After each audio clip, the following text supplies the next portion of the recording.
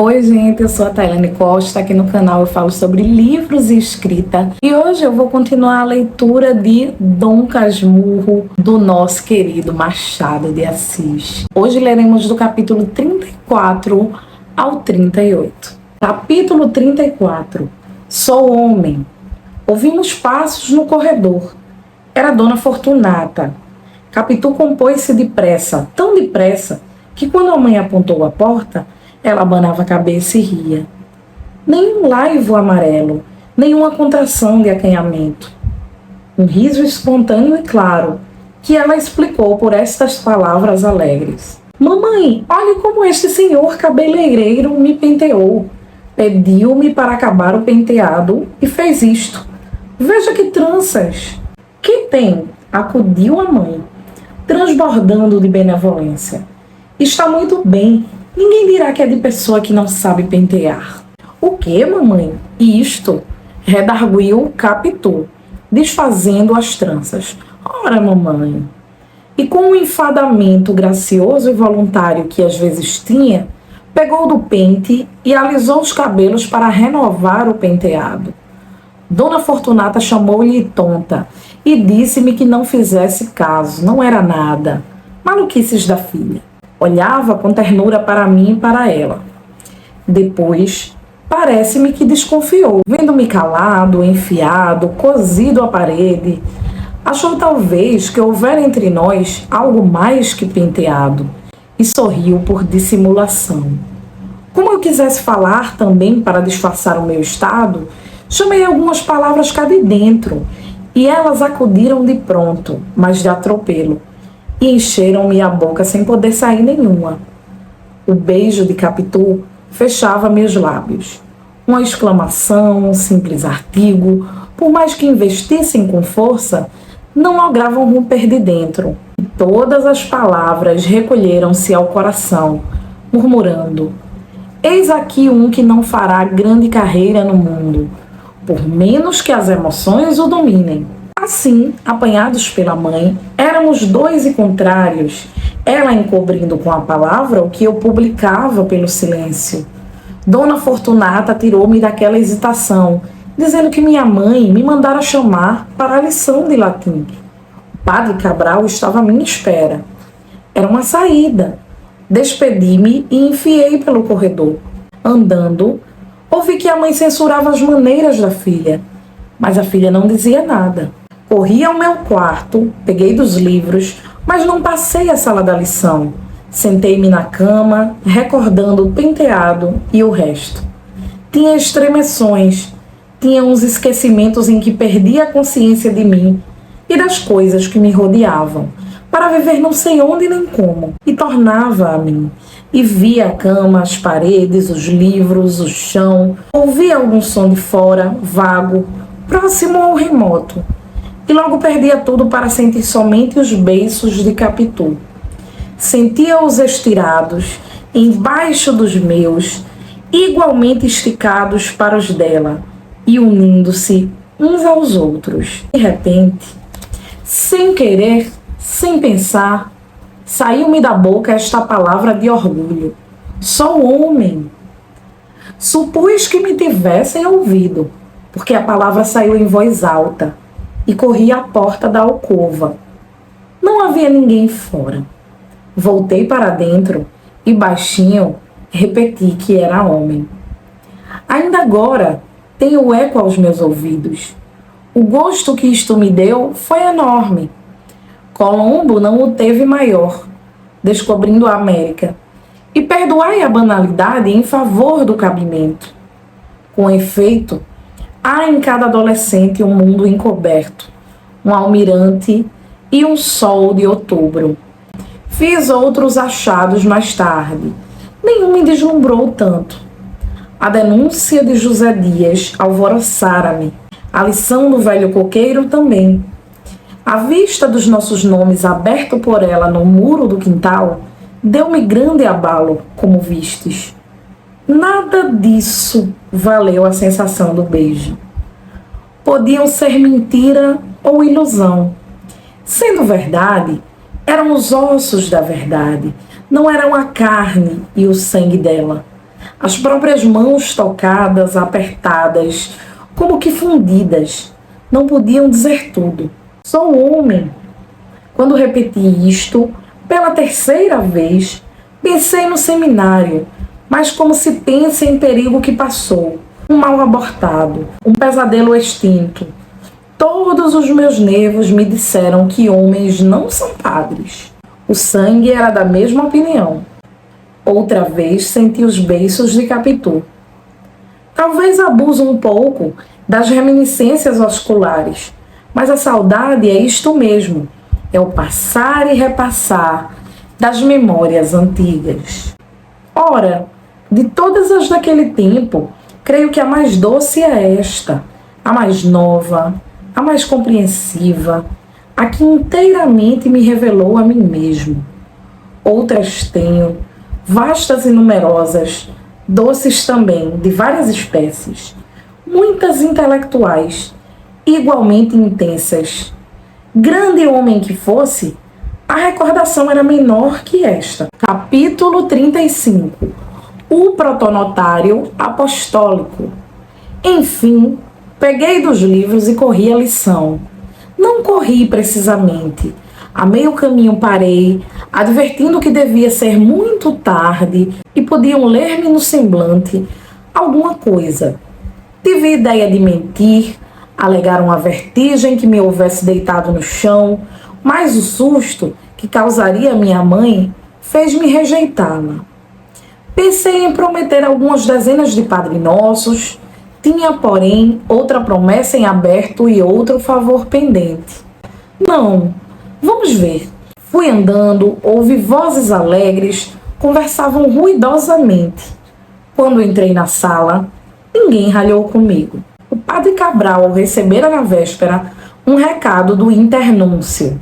Foi ter com ele e soube que, por decreto pontifício, acabava de ser nomeado protonotário apostólico. Essa distinção do Papa dera-lhe grande contentamento, e a todos os nossos. Tio Cosme e prima Justina repetiam o título com admiração. Era a primeira vez que ele soava aos nossos ouvidos, acostumados a cônegos, monsenhores, bispos, núncios e internúncios. Cabral ouvia com gosto a repetição do título.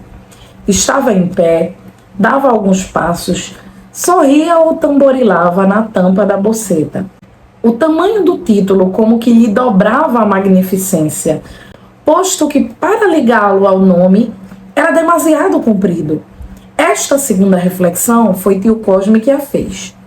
Padre Cabral acudiu que não era preciso dizê-lo todo. Bastava que lhe chamassem o protonotário Cabral. Subentendia-se apostólico. Protonotário Cabral.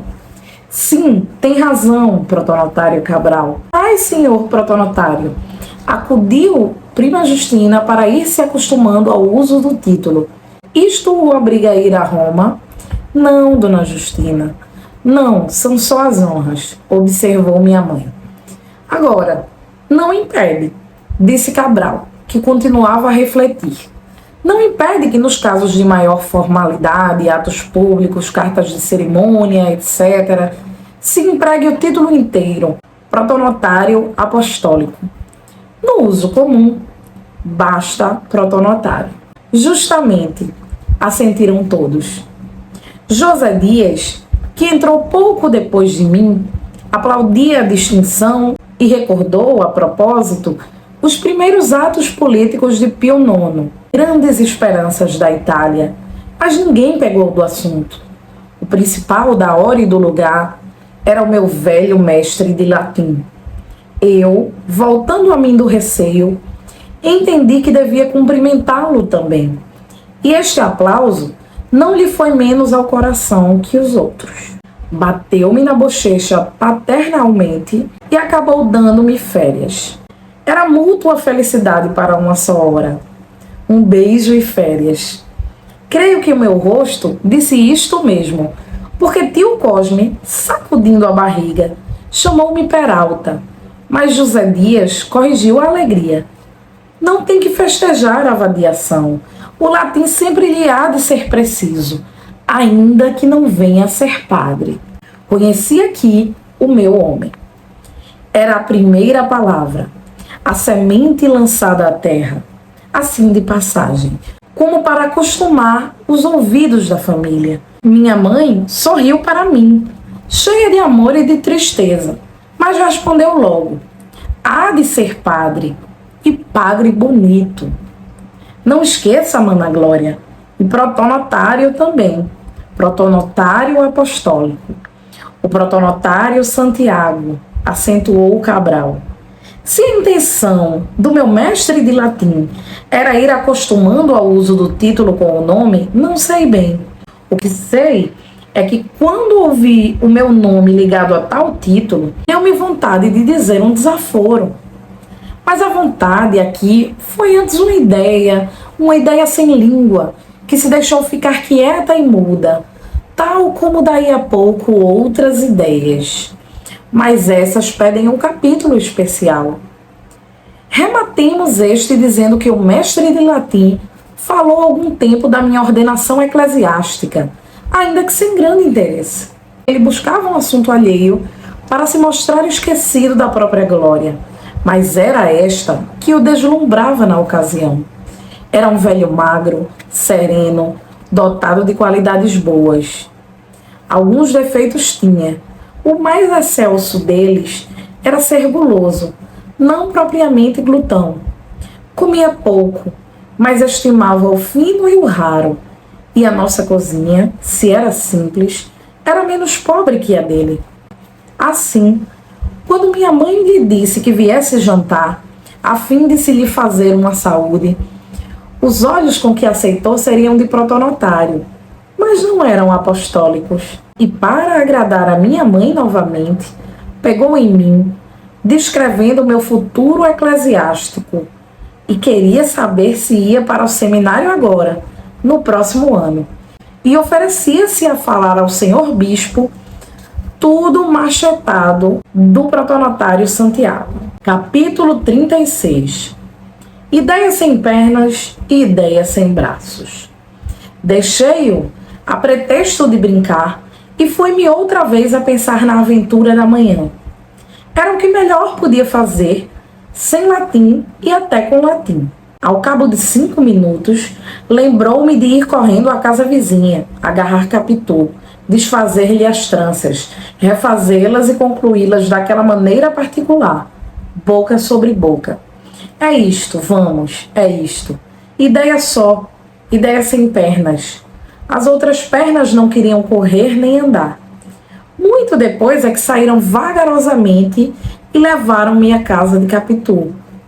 Quando ali cheguei, dei com ela na sala, na mesma sala, sentada na marquesa, almofada no regaço, cozendo em paz. Não me olhou de rosto, mas a furto e a medo, ou, se preferes a fraseologia do agregado, oblíqua e dissimulada. As mãos pararam, depois de encravada a agulha no pano. Eu, do lado oposto da mesa, não sabia que fizesse, e outra vez me fugiram as palavras que trazia. Assim gastamos alguns minutos compridos, até que ela deixou inteiramente a costura. Ergueu-se e esperou-me. Fui ter com ela e perguntei se a mãe havia dito alguma coisa. Respondeu-me que não. A boca com que respondeu era tal que cuido haver me provocado um gesto de aproximação. Certo é que Capitu recuou um pouco. Era ocasião de pegá-la, puxá-la e beijá-la. Ideia só, ideia sem braços. Os meus ficaram caídos e mortos. Não conhecia nada da escritura. Se conhecesse, é provável que o espírito de Satanás me fizesse dar à língua mística do cântico um sentido direto e natural. Então obedeceria ao primeiro versículo. Aplique ele os lábios, dando-me o ósculo da sua boca. E pelo que respeita aos braços, que tinha inertes, bastaria cumprir o versículo 6 do capítulo 2. A sua mão esquerda se pôs já debaixo da minha cabeça, e a sua mão direita me abraçará depois. Vedes aí a cronologia dos gestos. Era só executá-la. Mas, ainda que eu conhecesse o texto, as atitudes de Capitu eram agora tão retraídas que não sei se não continuaria parado. Foi ela, entretanto, que me tirou daquela situação. Capítulo 37. A alma é cheia de mistérios. Padre Cabral estava esperando há muito tempo? Hoje não dei lição. Tive férias. Expliquei-lhe o motivo das férias. Contei-lhe também que o Padre Cabral falara da minha entrada no seminário, apoiando a resolução de minha mãe, e disse dele coisas feias e duras. Capitu refletiu algum tempo e acabou perguntando-me se podia ir cumprimentar o padre à tarde em minha casa. Pode, mas para quê? Papai naturalmente há de querer ir também, mas é melhor que ele vá à casa do padre. É mais bonito. Eu não, que já sou meio moça, concluiu rindo. O riso animou-me. As palavras pareciam ser uma troça consigo mesma, uma vez que desde manhã era mulher como eu era homem. Achei-lhe graça e, para dizer tudo, quis provar-lhe que era moça inteira. Peguei-lhe levemente na mão direita, depois na esquerda, e fiquei assim pasmado e trêmulo. Era a ideia com mãos. Quis puxar as de Capitu, para obrigá-la a vir atrás delas, mas ainda agora a ação não respondeu à intenção. Contudo, achei-me forte e atrevido. Não imitava ninguém, não vivia com rapazes que me ensinassem anedotas de amor. Conhecia a violação de Lucrécia. Os romanos apenas sabia que falavam pela artinha do Padre Pereira e eram patrícios de Pôncio Pilatos.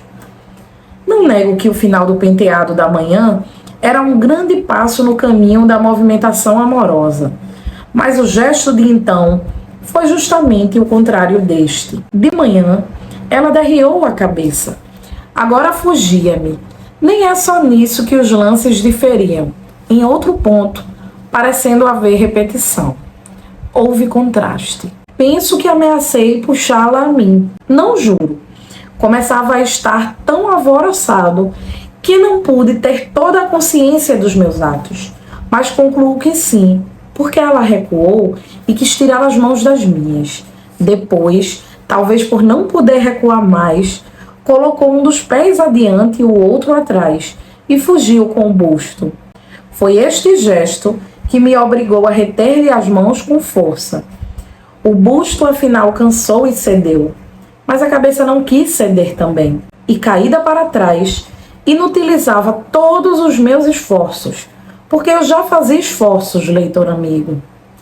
Não conhecendo a lição do cântico, não me acudiu estender a mão esquerda por baixo da cabeça dela.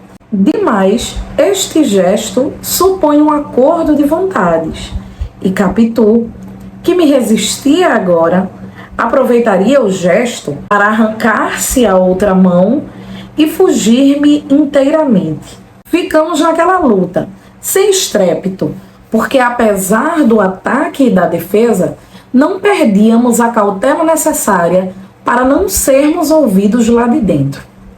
A alma é cheia de mistérios. Agora sei que a puxava. A cabeça continuou a recuar, até que cansou, mas então foi a vez da boca.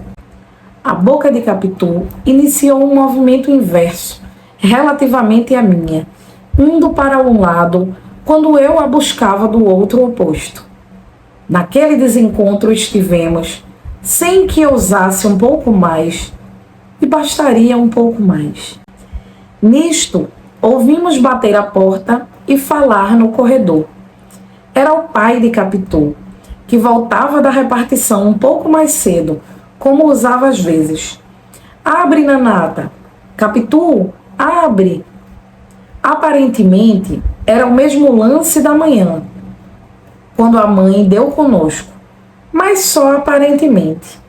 Em verdade, era outro.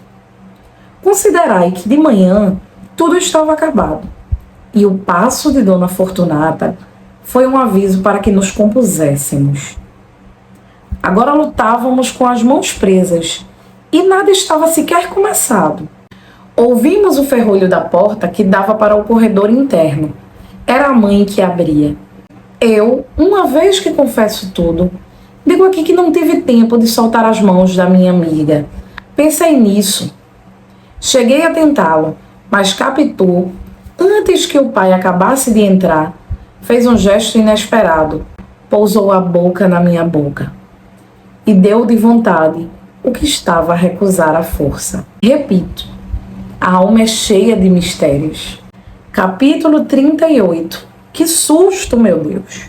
Quando Pádua, vindo pelo interior, entrou na sala de visitas, Capitu, em pé, de costas para mim, inclinada sobre a costura, como a recolhê-la, perguntava em voz alta: Mas, Bentinho, que é protonotário apostólico? Ora, vivam! Exclamou o pai. Que susto, meu Deus! Agora que é o lance mesmo. Mas se conto aqui, tais quais os 2 lances de há 40 anos, é para mostrar que Capitu não se dominava só em presença da mãe. O pai não lhe meteu mais medo. No meio de uma situação que me atava a línguas, usava da palavra com a maior ingenuidade deste mundo. Foi logo falar ao pai, que apertou a minha mão, e quis saber por que a filha falava em protonotário apostólico. Capitu repetiu-lhe o que ouvira de mim, e opinou logo que o pai devia ir cumprimentar o padre em casa dele. Ela iria à minha. E coligindo os petrechos da costura, enfiou pelo corredor, bradando infantilmente: Mamãe, jantar! Papai chegou. E assim a gente termina o capítulo 38, finalizando este vídeo. Semana que vem teremos o 12º vídeo. E sempre às quintas-feiras teremos um novo vídeo desse projeto Lendo Dom Casmurro. Então não deixe de acompanhar. Se você chegou por esse aqui, na playlist, todos os vídeos estão na ordem para você acompanhar o projeto, tá bom? Eu espero que vocês tenham gostado desse vídeo. Não deixe de curtir, se inscrever no canal. Agora na tela final vai passar a playlist desse projeto e mais um vídeo sugerido. Então eu convido você a assistir alguma dessas coisas que você preferir aqui no canal, tá bom? Tchau, um beijo enorme e até o próximo vídeo.